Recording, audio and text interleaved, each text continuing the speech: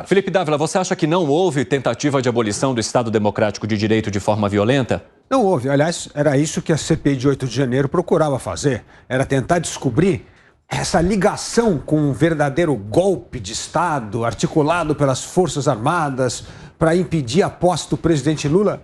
Isso não apareceu em nenhum lugar, essa coordenação. Agora, eu acho que vale a pena voltar nesse voto do Supremo em duas coisas. Primeiro, onde houve concordância.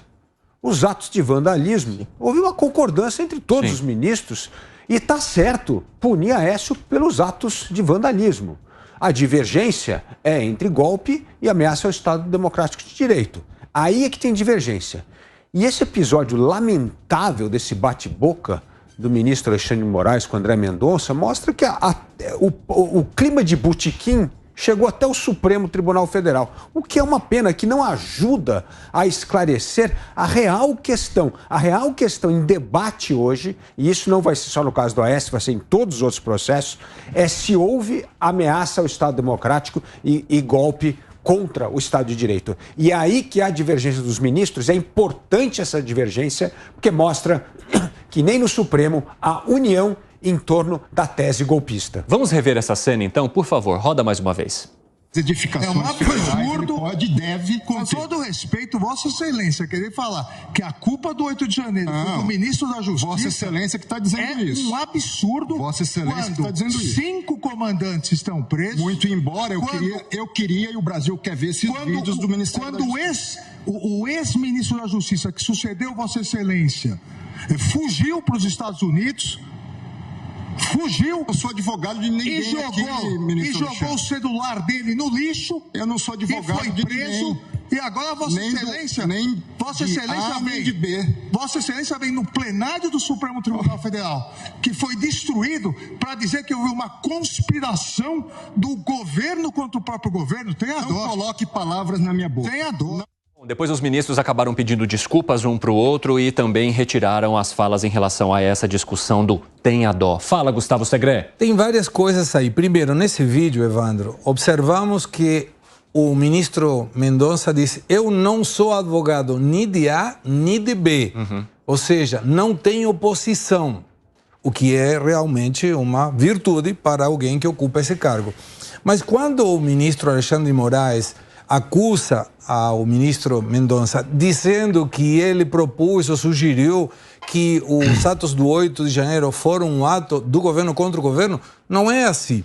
O que o ministro Mendonça mencionou é como que houve uma negligência do governo e aproveitou a circunstância, que não é a mesma coisa que dizer que ele fomentou isso. São duas coisas diferentes. Mas você sabe que, em função desse costume de investigar e ler, eu fui atrás de essas tentativas de golpe de Estado e golpes de Estado efetivos. O primeiro, eu errei o outro dia, era 509 a.C., Lúcio Júnior Bruto, que foi o que instrumentou a República Romana na época.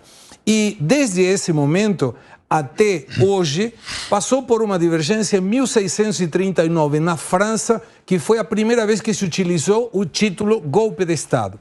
E em todas essas questões, tinha, além das características que já mencionamos, maioria homens, jovens, uso de armas, tem duas características que complementam, pelo menos na tentativa e muitas vezes na eficiência do golpe de Estado. E é um líder que ocupa a liderança dessa tentativa ou do golpe, que depõe aquele que estava.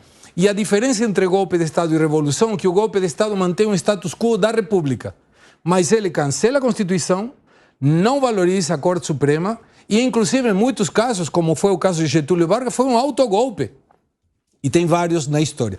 A que estou conduzindo? A CPMI, que Dávila mencionava muito bem, deveria indicar se teve e quem foi esse líder.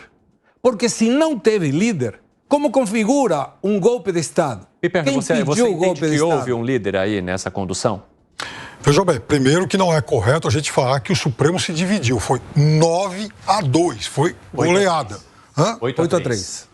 8-3. Depende, né? Tem um que é meio discutível, quer dizer, não votou em tudo. Você vê que a tese não é unânime. Veja, dos cinco crimes, esse que seria apontado como terceiro, votou com o relator em 4. Então, veja, a questão do golpe.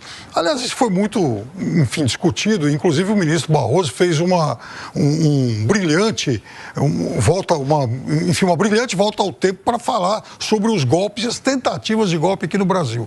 Eu estou usando tentativas porque ele cita, por exemplo, Aragarças, quando se tentou derrubar o Juscelino. Houve uma tentativa mal sucedida.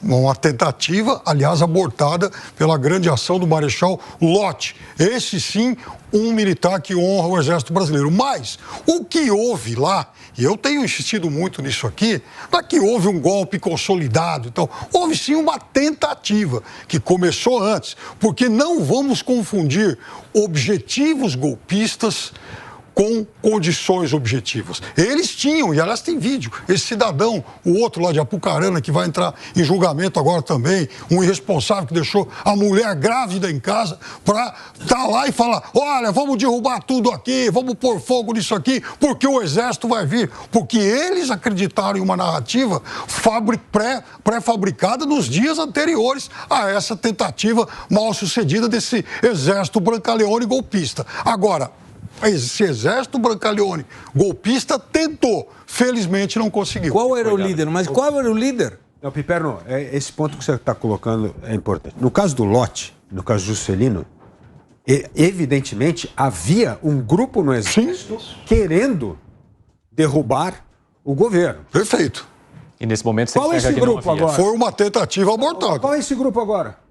Bom, primeiro que você tem esse grupo materializado por essas milhares de pessoas que estavam acampadas. Calma. Aí nós vamos chegar.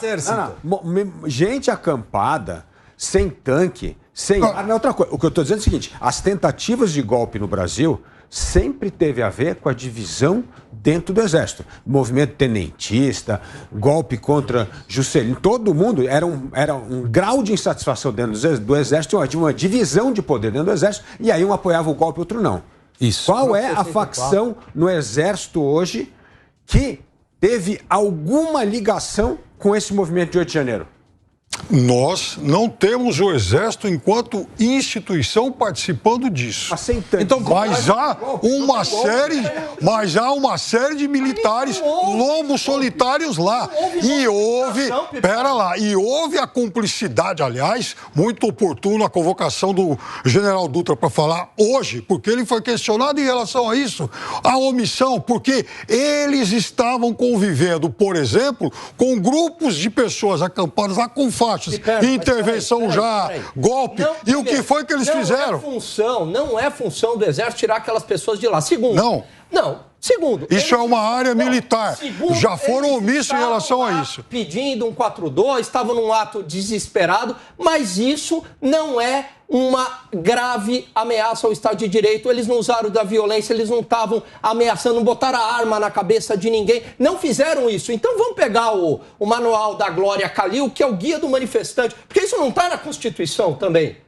Isso caberia à polícia tirar, mas eles não. Como caberia a polícia? Essa é uma outra narrativa enganosa. A ideia seja ruim, tá? Militares vão lá e resolvam um problema pra gente, que sempre tem essa ideia que os militares são a solução do problema. A ideia é ruim, mas pedir, estar lá, não é crime. Eles não podem ocupar área militar. Segunda coisa, o Exército participou, inclusive, da questão logística do acampamento, conforme, inclusive, se questionou o Dutra hoje. Até com limpeza da área, que ele admitiu que o Exército fazia faxina, limpeza nos acampamentos. O Exército prendeu esses manifestantes. E aí que está o negócio. O Exército prendeu. Outro questionamento feito a ele hoje. A polícia militar foi lá prender e o Exército não deixou. O teu golpe de Estado é com as vassouras do Exército? Não, o meu golpe de Estado é com a bomba que estava lá, porque isso é grave. A bomba para explodir o aeroporto de Brasília estava guardada no acampamento. Opa! Agora, pessoal, daqui a pouco a gente vai trazer também esse relato da CPMI de hoje, os questionamentos que foram feitos. Fala, Segredo, eu quero chamar também mais informações aqui no nosso telão. Essa questão da bomba que menciona é gravíssimo. Isso é gravíssimo, gravíssimo.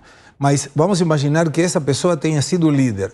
O líder não é autoimposto por uma pessoa que diz eu sou o líder de todas as pessoas. Tem que ter um respeito das pessoas que foram e reconhecem esse líder. Essa foi a única tentativa do golpe de Estado na história da humanidade que não tinha líder, não depuseram ninguém, não utilizaram armas e trocaram armas pela pipoca, o bolo de algodão doce e uma cadeira de praia. Não foi um golpe do ponto de vista histórico.